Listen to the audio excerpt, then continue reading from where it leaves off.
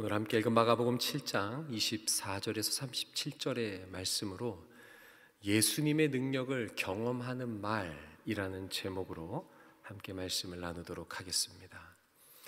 이른 새벽, 그것도 거룩한 주일 새벽부터 언급하기는 좀 그렇지만 최근에 더러운 사람을 만나본 기억이 있으십니까? 어떤 사람이 나에게 더러운 사람입니까? 잘 씻지 않아 냄새가 나고 꼬질꼬질해서 거리를 두고 멀리하고 싶은 사람이 더러운 사람입니까? 아니면 자기밖에 모르는 더럽고 치사한, 그래서 같이 말도 섞기 싫고 밥도 같이 먹기 싫은 그런 사람이 더러운 사람입니까? 아니면 성격이 괴팍하고 고약해서 같이 일하기도 싫고 꼴도 보기 싫은 그런 성질 더러운 사람이 생각나십니까? 참 더러운 사람도 종류도 다양하죠. 우리 7장 1절에 나오는 이 바리새인과 서기관들은 누가 더럽다라고 말하냐면 손을 씻지 않고 떡을 먹은 제자들을 향해서 더러운 사람이다라고 말합니다. 장로들의 전통을 지키지 않은 그들이 더럽다라고 말합니다. 그렇다면 예수님께서는 누가 더러운 사람이다라고 말씀하고 계실까요? 예수님께서는 그 바리새인과 서기관을 향해서 더러운 사람이다라고 말하고 있습니다. 그들은 장로의 전통은 지켰습니다. 먹기 전에 손을 꼭 씻었어요. 손은 깨끗할지 모르지만 예수님이 보시기에는 더러운 사람이다라고 말합니다. 왜 그렇습니까? 그들이 무엇의 지배를 받고 있기 때문이냐면 7장 16절을 한번 보시면 예수님이 이렇게 말씀하십니다. 사람 안에서 나오는 것이 사람을 더럽게 하는 것이니라 하시고, 아멘.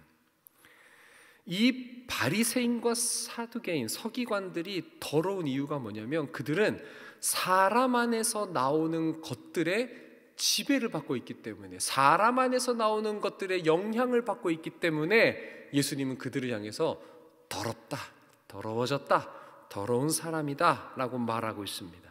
그렇다면 사람 안에서 나오는 것이 무엇이냐? 21절과 22절에 보면 정말 더럽기 짝이 없습니다. 악한 생각, 음란, 도둑질, 살인, 간음, 탐욕, 악독, 속임, 음탕, 질투, 비방, 교만, 우매함, 이런 것들이 사람 안에서 나옵니다. 이런 것에 지배를 받고 영향을 받는 바리새인과 서기관들, 예수님이 보실 때 너네는 더러워, 너넨 더러운 사람이야. 언급된 이 하나하나가 다 주옥같이 더럽습니다. 이것의 영향을 받으면 더러워질 수밖에 없습니다. 이것이 얼마나 더러운지를 한번 제가 좀 상상할 수 있도록 도와드리면 이런 것입니다. 내 자녀들이 음란하다, 내 자녀들이 도둑질하고 살인하고 간음한다 생각해 보십시오. 그걸 원하는 부모가 있을까요? 단 한 명도 없을 거예요. 내 자녀가 이런 것들하고는 상관없고 이런 것들 때묻지 않기를 우리는 바란다는 거예요. 그만큼 이것은 언급된 것 하나하나가 더럽기 짝이 없습니다. 더러운 사람들은 예수님을 믿을 수도 없고 누리지도 못합니다. 심지어 예수님을 어떻게 만드냐면 떠나가게 만듭니다. 함께 읽은 본문에는 이 더러운 사람들과는 전혀 다른 인물이 오늘 우리가 읽은 말씀 속에 등장합니다. 솔직히 세상적 기준에서 보자면 이 바리새인들과는 비교가 안 될 만큼 열등한 지위에 있고 건강하지 못한 자들, 그럼에도 이들은 바리새인들과 서기관들은 누리지 못한 은혜를 누립니다. 오늘 말씀을 통해 은혜도 못 누리는 더러운 인생이 아닌 참된 은혜를 누리는 인생 되시기를 소망합니다. 예수님께서는 이 더러운 사람들을 피해 잠시 쉬기 위해 해외여행을 떠나십니다. 24절 함께 읽겠습니다. 시작. 예수께서 일어나사 거기를 떠나 두로 지방으로 가서 한 집에 들어가 아무도 모르게 하시려 하나 숨길 수 없더라. 아멘. 예수님께서는 북쪽 이방 지역인 두로로 가십니다. 그러면서 예수님이 한 집에 들어가면서 소망한 게 뭐냐면 아무도 모르기를 바랬다라는 것입니다. 그런데 이미 두로와 시돈 지방까지 예수님의 행하신 기적들, 일들이 전파되어 있었습니다. 이미 마가복음 3장 8절에 의하면 이 두로와 시돈 지역에 있는 사람들이 예수님의 소문을 듣고 예수님 만나러 갈릴리 지역까지 내려왔다는 기록이 있습니다. 그래서 예수님의 소망은 나 좀 쉬고 싶어. 그래서 아무도 모르게 한 집에 들어가셨는데 소문이 퍼졌다는 거죠. 예수님께서 얼마나 조심스럽게 이동하셨을까요? 사람들이 눈을 피하려고 그렇게 하셨을 거예요. 오늘 말로 말하자면 선글라스에 모자도 끼고 마스크에 목도리까지 하고 아무도 못 알아보겠지 하고 한 집으로 탁 들어가신 거예요. 그런데 예수님을 알아보고 심지어는 그 소문이 퍼지게 됐습니다.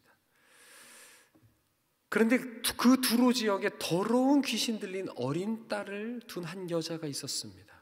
이 여자는 간절했습니다. 너무나도 간절했어요. 그런데 이 여자가 예수님 앞에 나올 수 있는 이유가 있었습니다. 25절에 뭐라고 나오냐면 그 여자가 뭐 했다?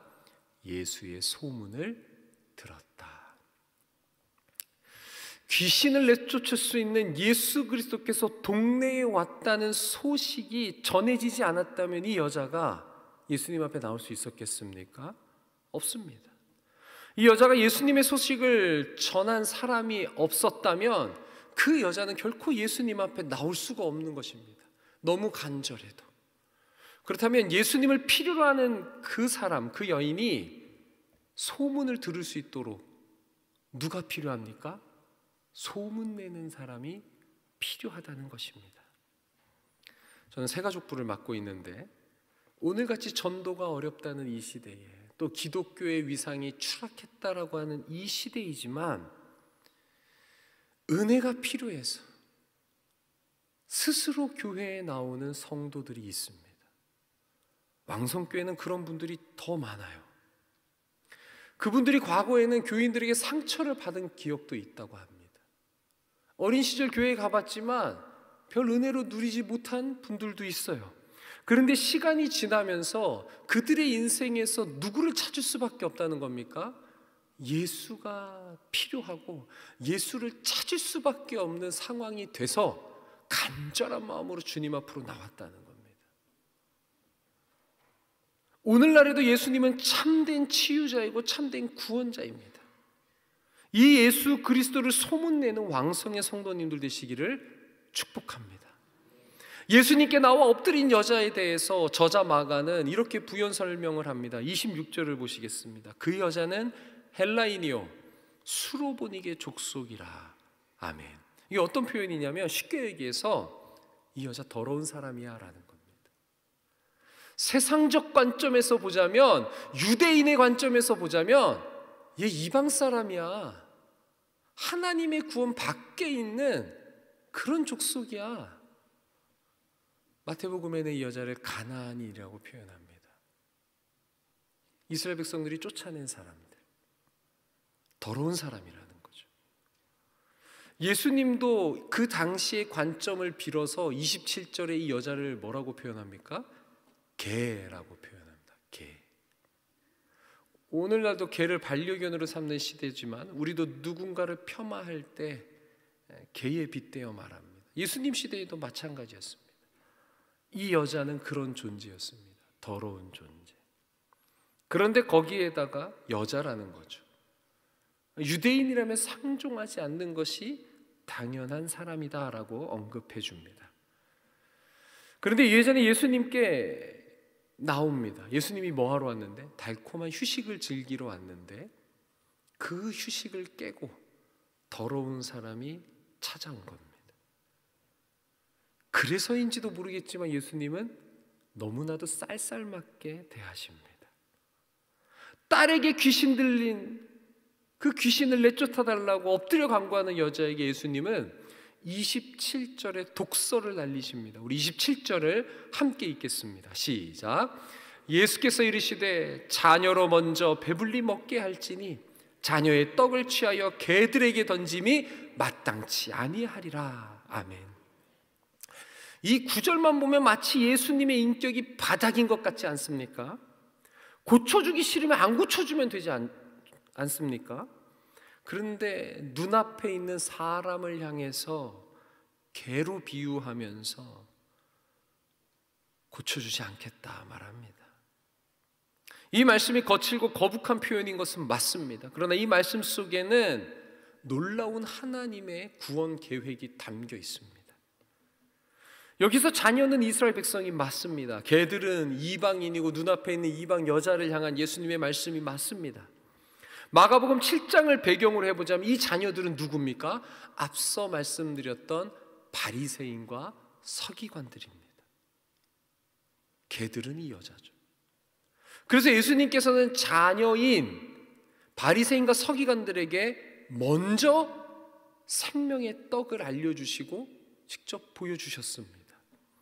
그러나 자녀들에게 먼저 보였지만 그들의 반응은 어떻습니까? 하늘로부터 온 생명의 떡을 거절하고 오히려 그 떡을 향해서 네가 참신이냐? 너 아니지 않냐라고 부정하고 비난했습니다. 그러면서 뭐 했다고요? 사람에게서 나온 것, 그 더러운 것, 사람에게서 나온 그 떡을 먹고 즐긴 것, 그게 이 자녀들의 인생이었습니다. 한마디로 먼저 떡을 받았는데 그 떡을 뭐 한 겁니까? 땅바닥으로 내던진 거예요. 생명의 떡을 먼저 받아든 바리새인과 서기관들이 그 떡을 땅바닥으로 내던진 겁니다. 그러면 이제 누구에게 기회가 온 겁니까? 자녀들에게 먼저 기회를 줬으니 이제는 개들한테도 기회가 온 겁니다. 이방인한테도 기회가 온 겁니다. 이 구원의 원리, 하나님의 원리, 먼저는 유대인이고 그 다음에는 이방인이다라는 이 원리를 파악하고 있는 사람이 누굽니까? 오늘 이 여자예요. 그래서 28절에 이 여인의 놀라운 고백이 나옵니다. 우리 28절을 함께 읽겠습니다. 시작. 여자가 대답하여 이르되 주여 올소이다마는 상 아래의 개들도 아이들이 먹던 부스러기를 먹나이다. 아멘. 왜 이 고백이 놀라운 고백입니까? 이 여인의 고백 바로 다음에 예수님의 반응이 너무나도 뜨거워요. 우리 29절도 함께 읽겠습니다. 시작. 예수께서 이르시되 이 말을 하였으니 돌아가라. 귀신이 내 딸에게서 나갔느니라. 아멘. 이 여자, 예수님이 뭐라 그래요? 이 말이라 그래요. 이 말. 너가 방금 전에 한 그 말. 이 여자는 이 말 한마디로 뭐가 바뀐 거예요?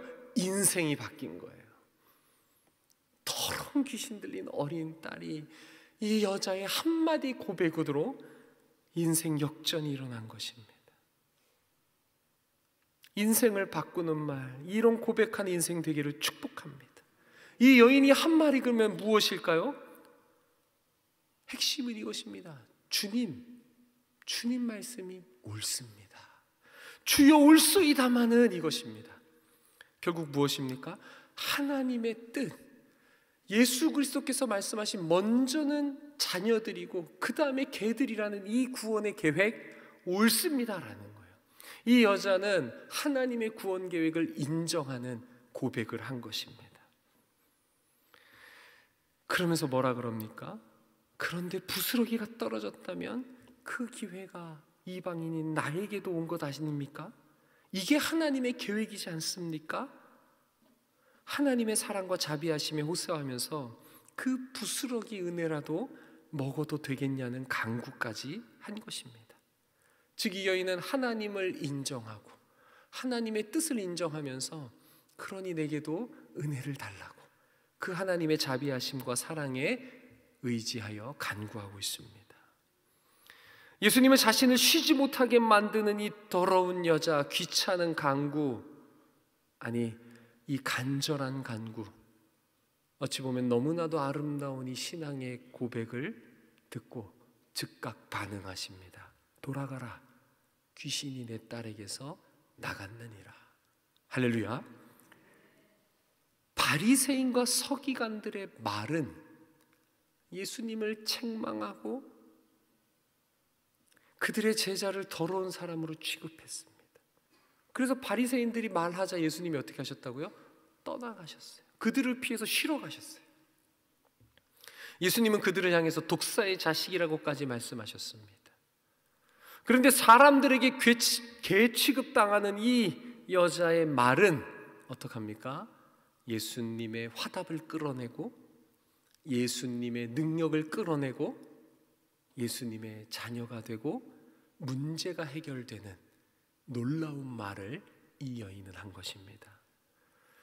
우리도 하나님의 계획과 통치를 믿는다는 고백, 하나님은 지금도 살아 역사하십니다, 내 인생의 주인이십니다 라는 그 고백이 오늘 이 새벽 터져 나오시기를 축복합니다. 하나님의 섭리를 믿는 자들은 손을 놓고 아무 일도 안 하는 자들이 아닙니다. 하나님의 다스림을 믿기에 원망과 불평이 아닌 오히려 하나님의 다스림을 믿기 때문에 오늘 본문의 여자처럼 예수님이 모시도록 방해할지언정 치열하게 간구하고 매달리는 인생입니다. 주어진 상황과 여건에 최선을 다하는 것입니다. 우리 이 새벽에 세상을 통치하는 하나님 앞에 간구하러 나왔습니다. 이 여인의 이 말이 예수님을 움직였듯이 하나님을 인정하는 우리의 말이, 우리의 고백이 하나님을 움직일 줄 믿습니다. 그 다음에 31절부터는 귀먹고 말 더듬는 자의 치유가 나옵니다. 우리 32절을 함께 읽겠습니다. 시작. 사람들이 귀먹고 말 더듬는 자를 데리고 예수께 나와 안수하여 주시기를 간구하거늘. 아멘. 앞에서 살펴본 여자는 소문을 듣고 나오지만 이 사람은 귀가 먹었어요. 소문을 들을 수가 없어요. 그러자 어떻게 합니까? 사람들이 직접 데리고 나옵니다. 예수님께 나오는데 뭐 하다는 거예요? 소문이 필요하든지 아니면 누군가 직접 데리고 나오는 게 필요하다는 거예요. 반복해서 말씀드립니다. 예수 그리스도를 소문내는 성도 되시기를 축복합니다. 안 되면은 예수 그리스도께로 데리고 나오는 왕성의 성도님 되시기를 바랍니다. 이 여자의 간구로 딸에게서 귀신이 나갔듯 사람들은 귀먹고 말 다듬는 자를 위해서 예수님께 대신 안수해달라고, 예수님 한 번만 안수해 주세요라고 간구합니다. 예수님의 능력을 믿는 사람들은 뭐합니까? 예수님께 간구합니다. 바리새인들은 예수님을 책망하고 뭐라 했지만 예수님의 능력을 믿는 자들은 그 앞에 나와 간구하는 것입니다. 그리고 예수님은 이 간구에 즉각 반응하십니다. 오늘 이 새벽 우리가 드리는 믿음의 간구에도 주 예수 그리스도의 즉각적인 반응이 있기를 소망합니다. 그런데 예수님의 치유 방법이 참 독특합니다. 33절, 34절을 보시면 무리를 떠나서 손가락을 그 양귀에 넣고 침을 뱉어 그의 혀에 손을 대시고 하늘을 우러러 탄식하며 그에게 이르시되 에바다 하시니. 아주 독특한 방법입니다. 사실 사람들이 무엇을 요청했습니까? 안수해달라. 예수님이 그 말대로 합니까? 안 하셔요. 왜요? 그 사람은 듣지를 못하니까. 그 사람이 느낄 수 있도록 그 사람이 귀에 손을 넣으신 겁니다. 예수님은 손만 얹어도 치유가 일어나요. 아니, 손을 얹지 않고 말씀만 하셔도 치유가 일어나는 줄 믿습니다. 그런데 예수님께서 이렇게 독특한 방법으로 치유하시는 거예요. 오늘날 우리가 보기에는 침을 뱉어 비위생적인데 할 수 있는 이런 방법을 쓰십니다. 왜 그럴까요? 사복음서를 보면 예수님께서 치유하고 은혜를 베푸실 때 똑같은 방법으로 하지 않으십니다. 마가복음 1장에는 문둥병자를 어떻게 합니까? 안수해서 낫게 하셔요. 2장의 중풍병자는 죄에 대한 언급도 하지 않으세요. 내 죄사함을 받았느니라. 5장에서 야이로의 딸은 손을 잡아서 일으키십니다. 오늘 본문 앞에서 살펴봤던 수로보니게 여에게는 뭐예요? 개 취급을 하며 공개적인 무안을 주기도 하면서 치유해 주셨어요. 사람들이 예수님께 은혜를 받기 위해 나오는 방법도 다양해요. 누군가에 의해서 나오고 소문을 듣고 나오고 다양하게 나옵니다. 그만큼 예수님이 문제를 해결해 주시는 방법, 은혜를 주시는 방법도 다양하다는 것입니다. 우리가 구원을 받고 은혜를 받는 방법도 다양합니다. 공개적일 수도 있고 은밀하게 올 수도 있고 공동체를 통해서 올 수도 있고 개인적으로 올 수 있다는 것입니다. 그러나 중요한 것은 무엇입니까? 예수님의 역사는 가장 적절한 방법으로 나에게 가장 필요한 방법으로 역사하시는 줄 믿습니다. 오늘 설교 제목은 예수님의 능력을 경험하는 말입니다. 말씀을 토대로 예수님의 능력을 경험하는 말을 세 가지로 정리해 보겠습니다. 첫 번째, 주님이 옳습니다 라고 인정하는 고백입니다. 우리의 삶에 문제와 어려움과 환난이 있어도 주님 옳습니다. 주님이 내 삶을 주관하고 내 목자이십니다. 주님, 그러니 나를 도와주시고 내게 은혜를 부어달라고 우리는 하나님의 통치와 다스림을 인정하는 고백을 해야 합니다. 두 번째 우리가 해야 될 말은 간구입니다. 하나님의 통치와 다스림을 믿기 때문에 그 하나님의 능력에 의지하여 간절히 구해야 합니다. 바리새인과 서기관은 절대 예수님께 간구하지 않습니다. 그들은 무시해요. 그러나 우리는 예수 그리스도의 능력을 믿기에, 하나님이 우리를 향한 사랑을 믿기에 간구하는 말을 해야 우리는 예수님의 능력을 경험할 수 있습니다. 34절에는 예수님조차도 뭐합니까? 하늘을 우러러 탄식하십니다. 우리도 하늘을 향해, 아버지를 향해 간구하는 말을 해야 합니다. 세 번째로 예수님의 능력을 경험하기 위해 우리는 어떤 말을 해야 되냐? 소문을 내야 됩니다. 복음을 전해야 됩니다. 그래야 복음을 전하는 나도 살아나고 복음을 듣는 이들도 예수를 경험하게 될 줄 믿습니다.